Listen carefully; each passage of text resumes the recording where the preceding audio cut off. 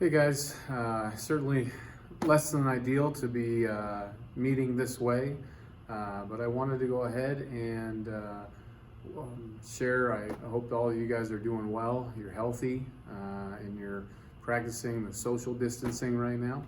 Um, it's obviously less than ideal that we meet in this way, but I wanted to still be able to provide you some instruction over some pre-calc materials over the coming days to weeks to who knows how long.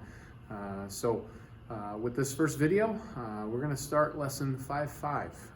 And so I thought, initially I thought about not doing the bell ringer, but I thought that because this is over material from lesson 5.4, excuse me, that there might be some things that would be helpful for you to see in this sample problem. So we're going to do this bell ringer together. And as any time throughout any of these videos that there's an example problem, I encourage you to pause the video and try to do the problem on your own, and then hit play and see, are you doing it the same way Mr. Breen's doing it right now. So anyways, once again, greetings. Let's get after it, and let's have some fun doing YouTube videos to teach. So, all right, here we go. So this bell ringer question asks us to find the exact values of the trig function, given that we know sine u is 5/13 and cosine v is -3/5. Then we have a very important note that both u and v, again, those are representing angles, are in quadrant 2. The question is ultimately asking, what is cosine u plus v? Okay, so again, this would be a great time to pause the video and try it on your own.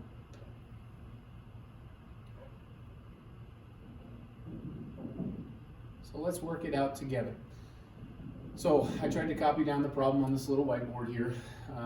And again, the question's asking us to find cosine u plus v. So one of the things we learned in lesson 5.4 was the main thing we learned was this sum and difference formulas for cosine, sine, and tangent.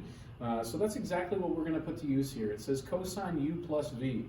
So one of the things that I taught you to help remember the difference between the cosine sum and difference and the sine sum and difference is that sine keeps the same sign and cosine starts with a double cosine. So that's been profitable for myself through the years to remember this, but cosine u plus v, if cosine starts with a double cosine, is going to be cosine u times cosine v.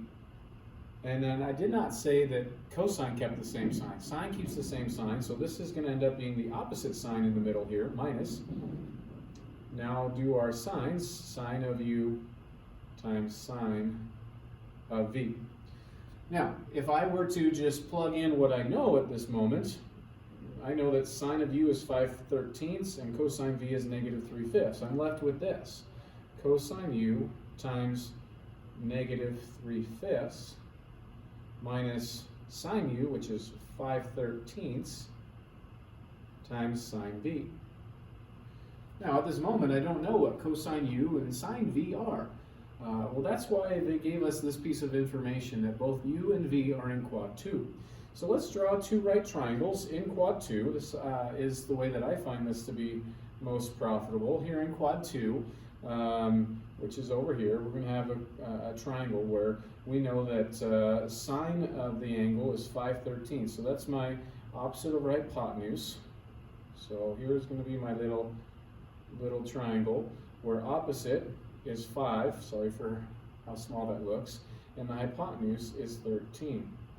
Well, if you recall about Pythagorean triples, 5 and 13 are two side lengths of a Pythagorean triple where the third side is of length 12. So that we know that this is 12. Now, because of the quadrant that it's in, we actually know that the sign on that value needs to be negative because we're to the left.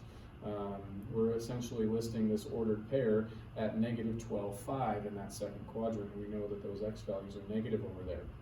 Well, if that's the case, again, keep in mind I don't have the ability to go really fine with my lettering here, but this little angle right in here, that angle is u.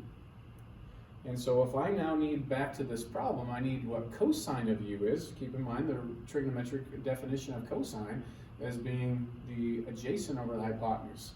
Well, sitting adjacent to that angle, the side adjacent is -12, and the hypotenuse is 13. So So I have negative 12/13 times negative 3/5 minus 5/13 times now sine of v. So sine of v is a different angle than u. And so I have to draw a different right triangle, again in quad 2, where what do I know about angle v? I know that cosine is negative 3/5.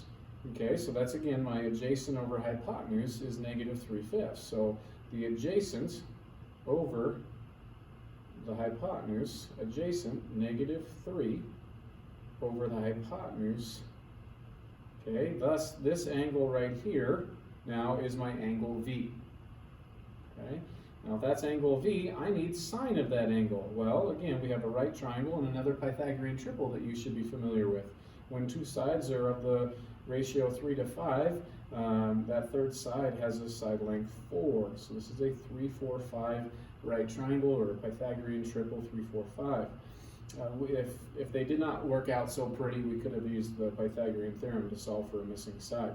We do know that this is positive because, again, in quad 2, our y-coordinates are positive. Okay, so, well then what is sine v now? If that is my angle v, sine is opposite over hypotenuse. Opposite that angle is 4, hypotenuse is 5. And this is how I can finish out determining what cosine u plus v is.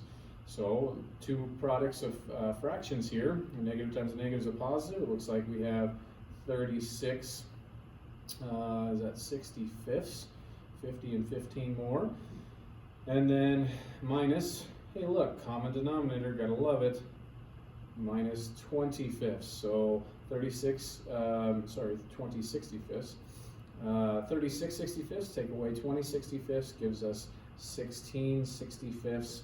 I do not believe they have a common factor, and thus that would be our final answer. This is what cosine u plus v is as an exact value. Okay?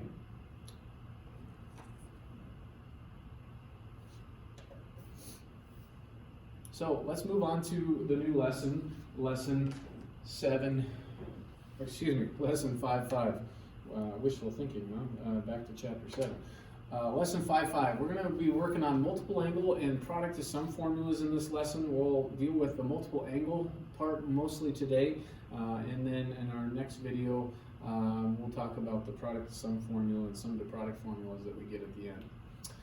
So here's our objectives. We're actually just going to focus on the first two for this lesson, be able to use the multiple angle formulas to rewrite and evaluate trig functions, and then use the power reducing formulas to rewrite and evaluate trig functions as well. Okay?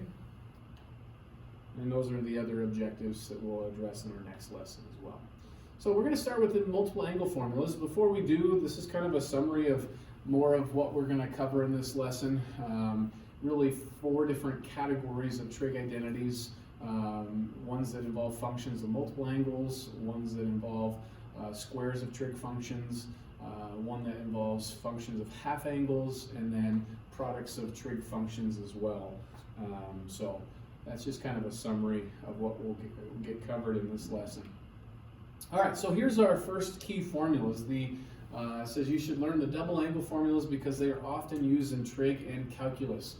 Now teaching calculus myself, this has been so key for my students literally in these last couple of weeks. We've been using some of these formulas or manipulations of these formulas frequently. So please do learn these well. And let's talk about deriving them ourselves. These are actually all very easy to come up with. And they ultimately just require our information that we learned in lesson 5.4. So if I were to switch over back to the document camera and show you this, here were our sum and difference formulas that we talked about in lesson 5.4. The top 2 are ones that I will hold you to needing to know by memory. So the sine sum and difference formula listed there, cosine sum and difference formula we just utilized in that bell ringer, and then the tangent sum and difference formula there at the bottom. Okay, really our understanding of these 3 trig identities is paramount for us to be able to understand the double angle formulas that we're going to look at here in a second. Okay, so let's go ahead and using this information right here, let's go ahead and derive what the sine of 2 theta, cosine 2 theta, and tangent 2 theta are. So our understanding needs to just be that if I see sine 2u, that this is equivalent to sine of u plus u. I think that's pretty agreeable. Okay, and if that's the case, using our sine of a sum formula, we can go ahead and say, remember I just got done talking about in the bell ringer how sine keeps the same sign. So it doesn't say that it starts out with a double sine or a double cosine, just sine keeps the same sign. So that means I'm going to do sine of u cosine of u. So sine of that first angle times the cosine of that second angle. Sine keeps the same sign, so if I have a plus, I'm going to keep my plus. And now cosine of u times sine of u. And the order of these two doesn't matter since they're being multiplied. I probably normally would have said plus sine u times cosine u.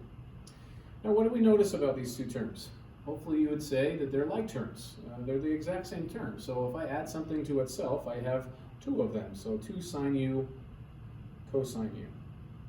And that, ladies and gentlemen, is the sine of a double angle formula. That you can rewrite this, and why this is really nice is instead of having a double angle, I've now got it written, I've got this identity written in terms of just sine u and cosine u, not in terms of the double angle. Okay? So that's one of them that I would hope that you have memorized. And I'll be honest, and you've heard me talk about this a lot in class, I don't have this one memorized. Well, that's not true. I think I've used this often enough that I do have this one memorized. But look how fast this is to derive. If you've got the sine of the sum formula understood, then this is no problem for you to derive at a moment's notice. Okay, so that's sine of 2u. Let's take a look at cosine of 2u. Cosine 2u, same kind of idea. This is going to look very familiar to our bell ringer in a way, where that is cosine of u plus u. And cosine, remember, starts with a double cosine, so this is cosine u times another cosine of the second angle, which is still u. And then cosine doesn't keep the same sign, so if that's a plus, this is now a minus, and I've got to do sine of u times sine of the other u. Well, something times itself is itself squared, so we have cosine squared u minus sine squared u over there. And so that's one identity for cosine 2u. However, we've learned some Pythagorean identities where I can replace cosine squared with something in terms of sine squared. So this is one that I would encourage you to have memorized. And then the other ones come from just these Pythagorean substitutions. So if I were to replace cosine squared u with 1 minus sine squared u,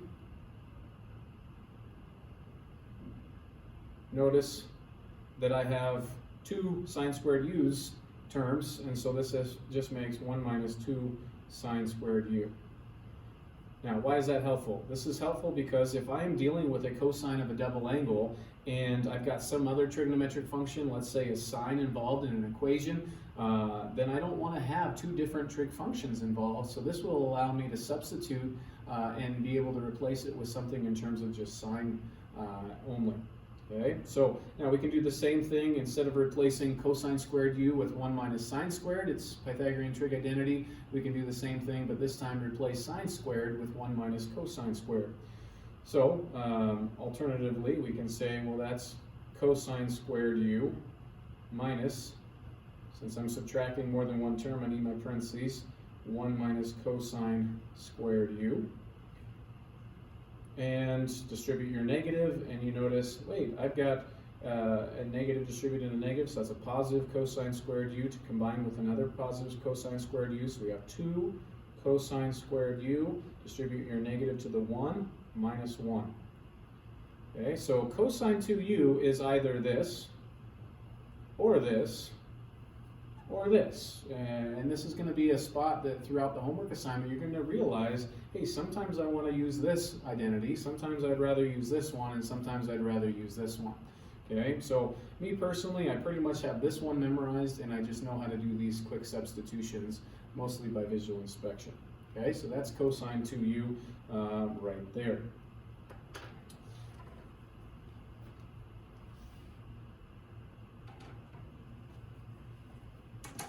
And lastly, tangent to u. This one I'll also give you, just like I gave you, or told you I wasn't going to hold you responsible to memorizing the tangent sum and difference formulas, but tangent to u, once again, it's derived the same way. This would be tangent of u plus u.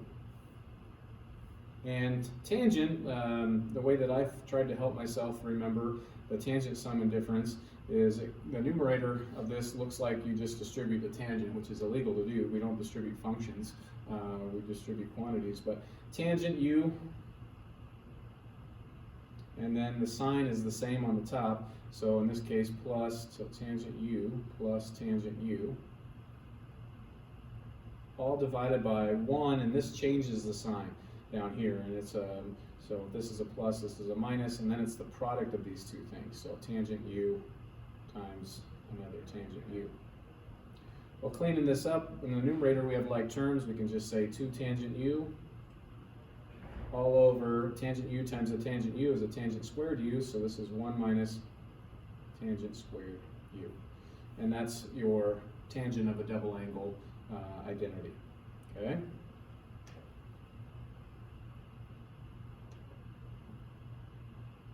Sorry about that, it'll come right back here. So we just derived all of those.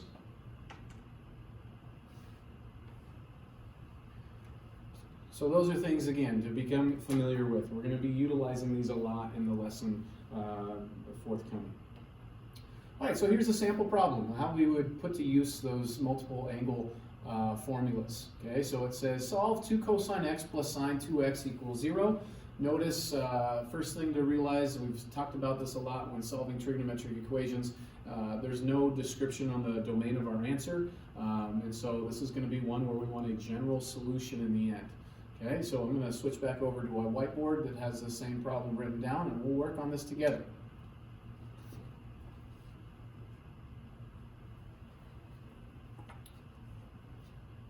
So this was our problem. Okay, so we mentioned that, well, I guess this won't use that, but we've got sine 2x, right?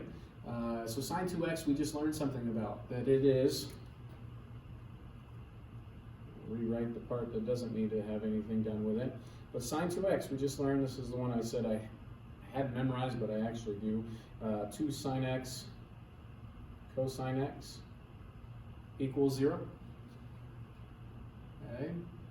And then, so we should notice something about both of these terms. Anytime that we have an equation equal to 0, one of the key methods for solving those is to factor. So we can use that ZPP, zero product property, where I can set each of my factors equal to 0. So I'm looking for an opportunity to factor here, and I think you can notice that there's a GCF of 2 cosine x. So I'm going to take 2 cosine x and factor it out. What's left behind? A 1 from that term, plus just sine x equals 0. Okay? So again, that zero product property says that there's a multiplication right here, that this thing and or this thing has to be 0 in order for their product to make 0. If that's the case, then 2 cosine x equals 0 and or 1 plus sine x equals 0. Now we need to solve each of these individual trigonometric equations like we did in an earlier lesson. I think it was lesson 5.3 where we worked on this. To isolate our trig function needs to be our goal, so we're going to divide by 2. That does nothing here. So cosine x equals 0, and over here I have sine x equals -1. And so we're looking for at what angle is cosine 0. So I like to draw myself a little unit circle picture. At what angle is cosine or x 0? Well, x is 0. My x coordinate is 0 right here. That's the ordered pair, 0, 1. And right here, 0, -1. Well, what angles are those? Those angles are pi over 2 and 3 pi over 2. Now, keep in mind, at the beginning of this problem, nowhere did it say they only wanted angles that are between 0 and 2 pi, like sometimes they want. Here they are just saying they want all, solve for all angles. Okay, so we need to represent these two angles and their coterminal angles in some other way. Well, one thing that I notice about these two angles is that they're just a pi apart. So I can say that I can get that first one by saying x equals pi over 2.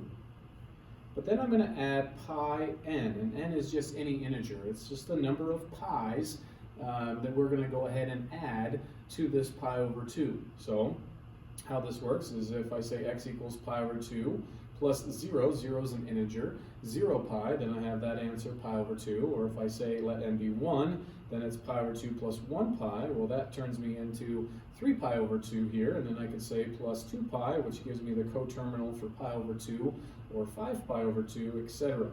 So that is a general solution for solving that one, but I still have to come over here and solve sine x equals -1. So once again, I go to my unit circle, and I ask myself, at what angle is sine or y -1? Where is my y value -1? My y value is -1 right here, because this is the ordered pair 0, -1. That's the only spot on the unit circle where sine is -1. Well, that's at 3 pi over 2. X equals 3 pi over 2. Well, notice that that's already included in this answer. So this answer is including the answer that comes from this trigonometric equation. So this ends up being my overall answer, because when I add my 1 pi to pi over 2, I get that 3 pi over 2. And then when I add 3 pi, I get its coterminal angle on top of that. Okay, so this would be our solution to that problem, our general solution to that problem.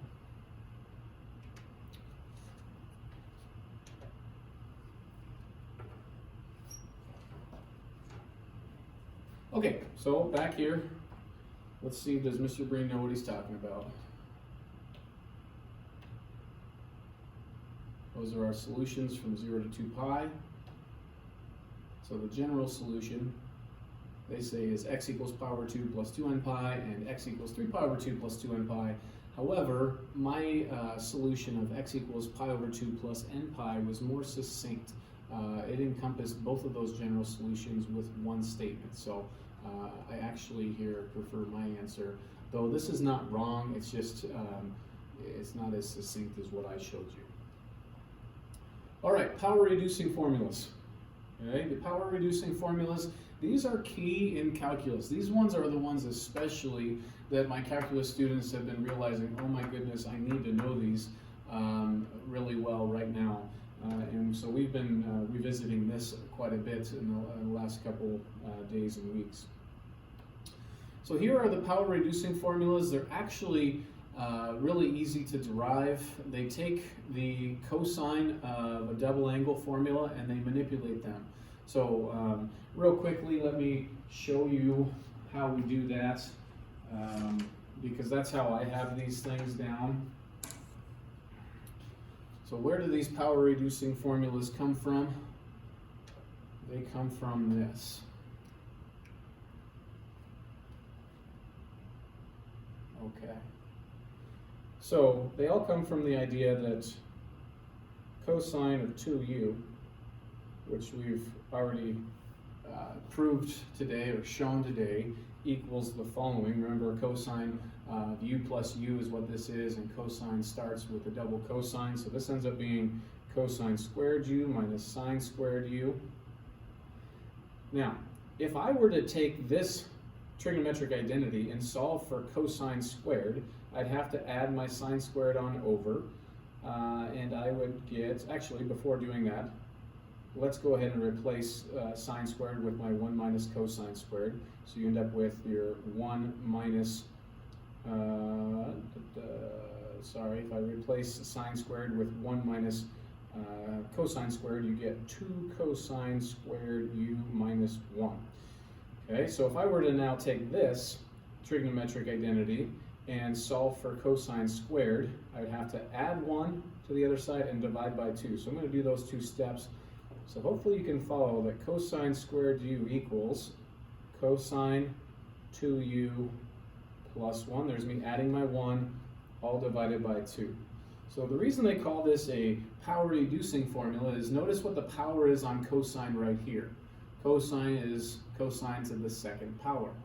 However, on the right side of this identity, cosine is to the first power. So that's why they call this a power reducing formula. Okay? Now, if I were to do the same thing, but up here, instead of replacing sine squared with 1 minus cosine squared, and instead I replace cosine squared with 1 minus sine squared, I'd end up getting that this is 1 minus 2 sine squared u. So if I take this and solve, so I'm looking at this identity right here, cosine 2u equaling 1 minus 2 sine squared u, and I were to solve for sine squared, you get sine squared u is equal to, well, let's see, what do I have to do to get sine squared by itself? I need to subtract 1 and divide by a negative 2. So if I subtract 1, I get cosine 2u minus 1 and divide by a negative 2. Well, another way of writing that, instead of having a negative in my denominator, I can distribute that negative through the numerator, and you get, distribute the negative through the numerator. That term's going to be negative, but this term's going to be positive, so I'm going to write the positive term first. 1 minus cosine 2u all over 2. So this is, again, a power reducing formula. How can I take sine squared, that's what that says, sine squared, and rewrite it in terms of not a power, or a power other than 1, I guess. So that's a power reducing formula. Again, we use these two right here and right here a lot in calculus. Okay? And then if you wanted to look at, well, what is tangent squared u? How can I reduce that power? Well, keep in mind that tangent squared, by definition, is sine squared u over cosine squared u. Well, if that's the case, I can take this fraction, 1 minus cosine 2u over 2, and divide by cosine squared u, which is cosine 2u plus 1 over 2. You've got an expression, sorry, it's off the screen there. You've got an expression that says a fraction over a fraction, so we invert and multiply, and notice the denominator here is now going to be in the numerator after multiplying, so then the 2's will cancel, and you're left with 1 minus cosine 2u over cosine 2u plus 1, and that's our tangent squared power reducing formula. Okay, so here's some power reducing formulas. Again, all that means is we're able to take sine, cosine, tangent that's to the second power and be able to rewrite it so that it doesn't have a power other than 1 on any of our trig functions. Okay, so that's where those two things come from. You're going to notice that instead our book will say the order of addition doesn't matter, and they'll rewrite this as 1 plus cosine 2u, just so aesthetically it has a very similar look to the numerator and denominator. Okay? Alrighty, so back to our lesson.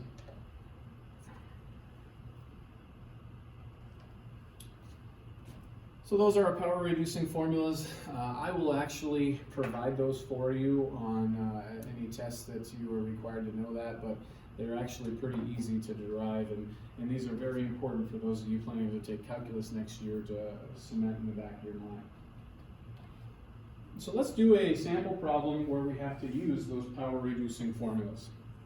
Okay, and these can get kind of lengthy, so bear with me here. Once again, here's an opportunity where you can pause the video and try this on your own, but the directions say, rewrite sine to the 4th x as the sum of first powers of the cosines of multiple angles. So basically, we want a final answer that has only cosine in it, and cosine can only be to the first power. But I can have cosine of multiple angles. Okay, so here we're going to try to solve that question together. So let me switch back over to a whiteboard. Thanks for being patient with the transition time there.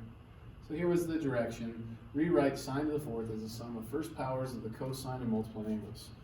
Okay, so we know that sine to the 4th x would be the same thing as sine squared x squared. Now I wrote that way intentionally because I just learned a power reducing formula for sine squared x. Sine squared x, we were told, is the same thing as, if if you need to pause and look back in the video or look in your book, 1 minus cosine of 2x all over 2.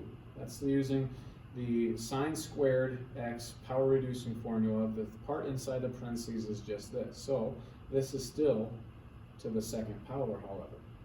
Okay? Now, expanding this out, you've got a fraction raised to a power, so this will equal, I've got a binomial upstairs here, so squaring a binomial, I square the first, I multiply the two together and double, so minus 2 cosine 2x, and then I square the last, plus cosine squared 2x, all over 4. Okay? I would encourage you at this moment to factor the 1/4 out. 1/4 is a fraction involved in each of those terms. So you have 1/4 times 1 minus 2 cosine 2x plus cosine squared 2x. Okay? Now we're close. The issue with why this cannot be our answer is that I don't have first powers of cosines of multiple angles all the way through. Here I have a first power of a cosine of multiple angles, but here I do not. So I've got to replace this cosine squared 2x with its power reducing formula. And so we learned that cosine squared 2x reduces to, let me write it off to the side here, because we're going to do a little u substitution in a way. We learned that cosine squared u equals 1, I guess I can write it as 1, yeah. Let's write it as that. 1 plus cosine 2u all over 2. Okay? Cosine squared is 1 plus cosine 2u all over 2. Well, what's acting as u here in this problem? 2 x's, right? So any place that I see u in this identity, oops, sorry, it's off the screen. Any place I see u, I've really got 2x in its place. So here we go, let's do this substitution. 1/4 times 1 minus 2 cosine 2x plus, okay, cosine squared, this is my whole u, so this ends up being 1 plus 2, again, the u is 2x, so times 2, oops, I forgot my cosine in there, 1 plus cosine of 2 times 2x, or 4x, all over 2. Okay? Now, to clean this up, we could, this is just a little ugly with having the same individual fraction in here, and so I could actually factor a whole half out of this entire expression to make it look a little bit prettier. If I factored a half out with the 1/4, I'd now have a 1/8, but this wouldn't be 1/8 of 1 right here. It would actually have to factor a half out of here. So basically you're asking yourself, how many times does a half go into 1? It goes in there twice. How many times does a half go into 2? It goes in there 4 times. Cosine 2x. And I can pull the half out of here, which is plus 1 plus cosine 4x. And now do I have any like terms? Yes, I do. The 2 and the 1 are like terms, so we combine them.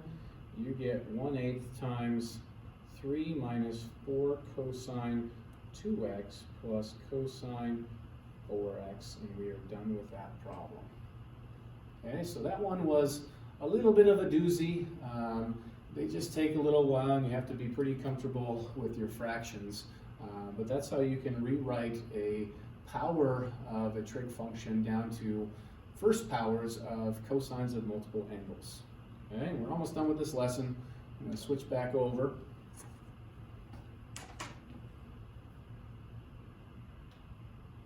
And see, did Mr. Green do it correctly?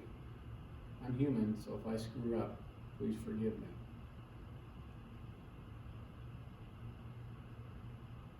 And they did it maybe slightly differently, but it looks like they distributed their 1/4 back in, and then they got a common denominator of 8 and factored the 1/8 out, and they get the same answer that we had. So yay, it's always a good happy day when that happens. All right, so that pretty much is the lesson that I wanted to cover for you today. It gets you about halfway through lesson 5.5. Thanks for hanging with me here. Here's an exit ticket. Again, I think it would be worth our time to go through as you get an opportunity to see a sample problem you might see in your homework. So again, pause the videos, try this on your own. We're going to try to find the exact solutions of this equation in the interval from 0 to 2 pi, inclusive on 0, not inclusive on 2 pi. And I'll switch back over to a whiteboard and we'll do this together.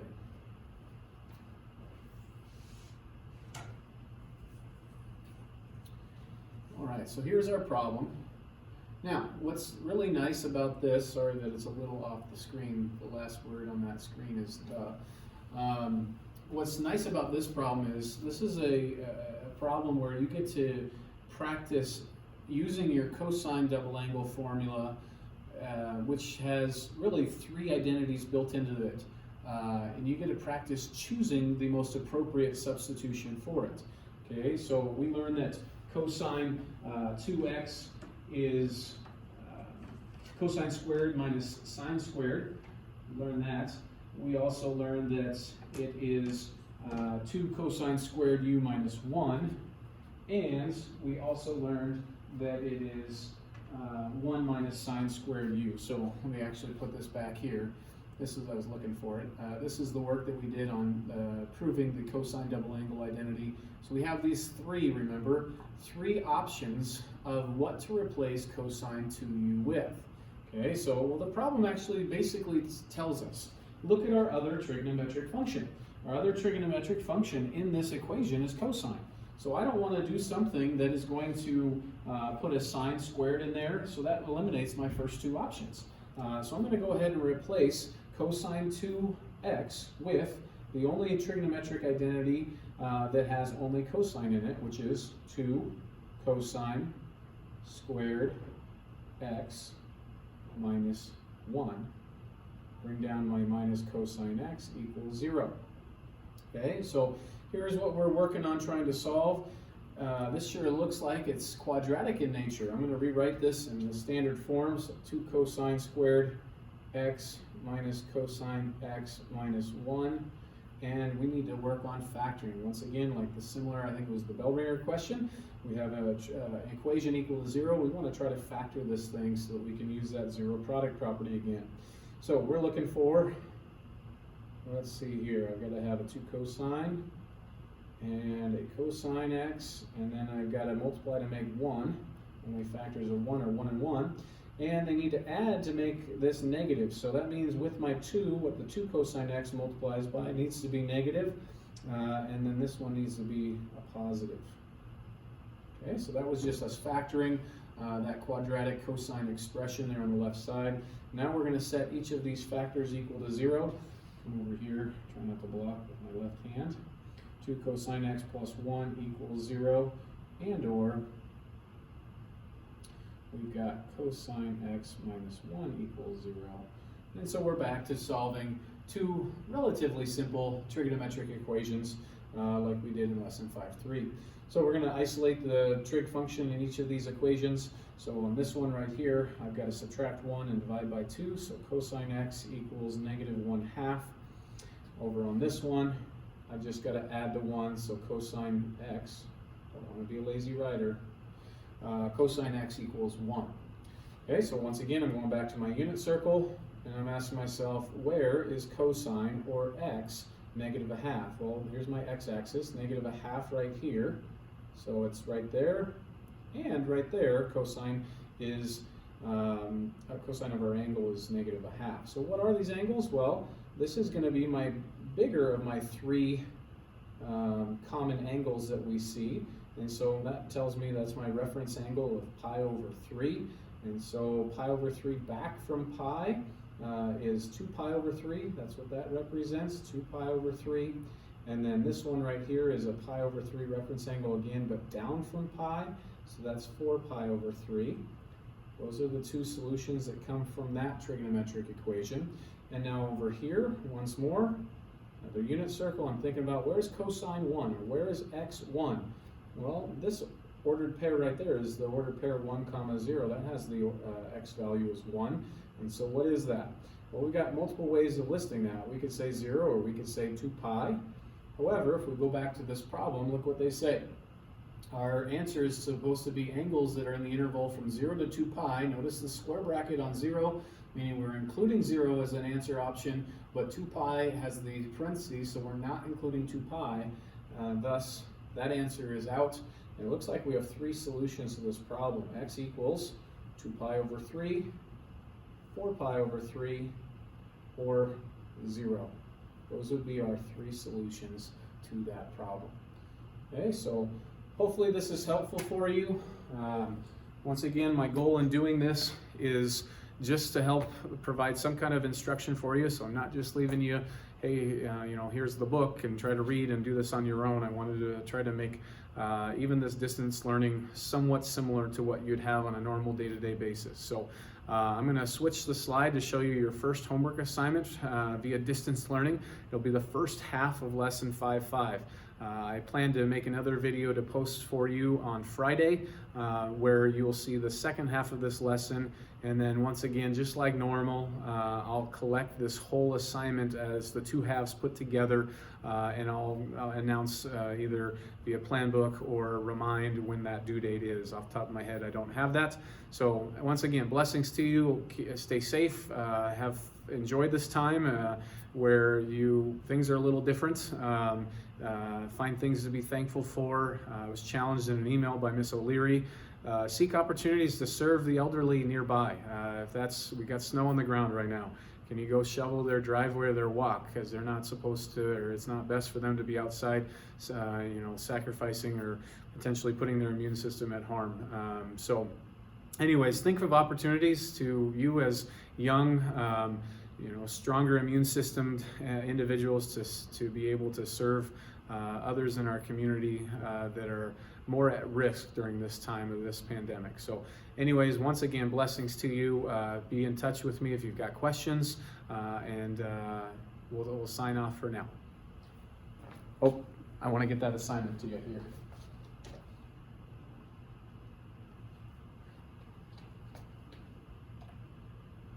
There's that assignment, lesson 5.5, 12 to 52 even. Once again, I'm going to add to this assignment with a second half on Friday through 20. So we'll sign off right now. Have a great one.